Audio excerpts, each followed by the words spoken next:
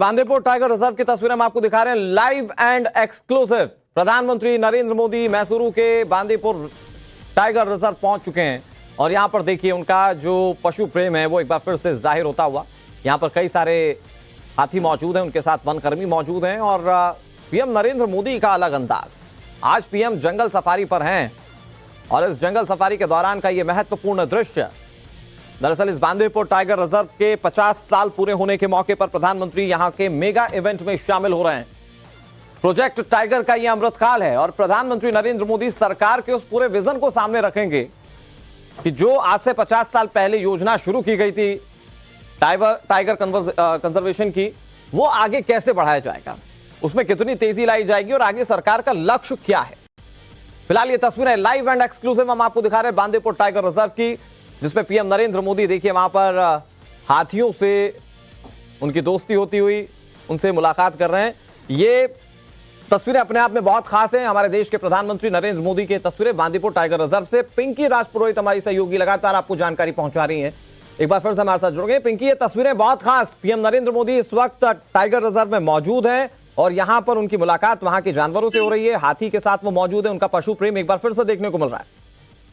देखिए, बिल्कुल बहुत ही खास तस्वीरें और साथ ही ये भी कह सकते हैं कि जिस तरह से प्रधानमंत्री मोदी जो है आज अब एक अलग अवतार में वहां पर पहुंचे हैं बांदीपुर रिजर्व में। सीधे तौर पर जो है आज एक विजन में करेंगे कि अमृतकाल में किस तरह से अब बाघों की संख्या जो है वो और भी ज्यादा बढ़ाई जाएगी, उनके समय किस तरह से बाघों का संरक्षण जो है उसे और भी ज्यादा पंख मिलेंगे।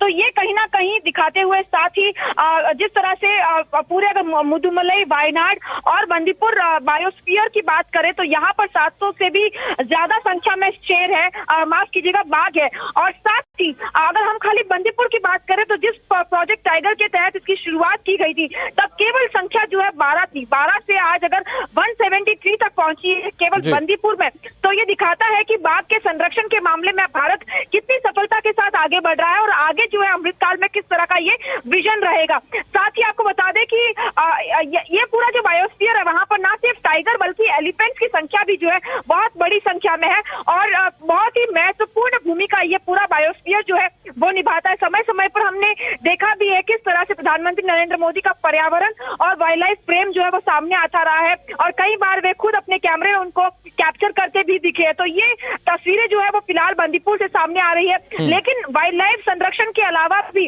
अगर इस दौरे को देखें तो राजनीतिक मायने भी इसके कई निकाले जा सकते हैं, क्योंकि कर्नाटका में विधानसभा के चुनाव होने हैं और चामराजनगर जहां पर ये बंदीपुर पड़ता है वो ओल्ड मैसूर रीजन में आता है। सीधे तौर पर वो रीजन जहां पर इस बार बीजेपी सबसे ज्यादा फोकस कर रही है। तो ऐसे में प्रधानमंत्री नरेंद्र मोदी का इस बेल्ट में ये चौथी बार जब वे पहुंचे हैं, यहाँ पर क्या कुछ बोलेंगे जब वे उस विजन डॉक्यूमेंट को रिलीज करेंगे, हर किसी की निगाहें जो इस पर टिकी है, क्योंकि वाइल्ड लाइफ के अलावा राजनीतिक मायनों में भी उनका ये दौरा जो है बहुत ही ज्यादा अहम हो जाता है। Back to you. हाँ पिंकी, क्योंकि जो जानकारी मिल रही है कि संरक्षण गतिविधियों को लेकर वहां पर उन्होंने फील्ड स्टाफ से बातचीत की, फ्रंटलाइन फील्ड स्टाफ और स्वयं सहायता समूह से चर्चा की है, तो क्या उसके संबंध में कोई जानकारी मिल पाई, किस तरह के निर्देश दिए या किस तरह की जानकारी उन्होंने जुटाई है वहां से?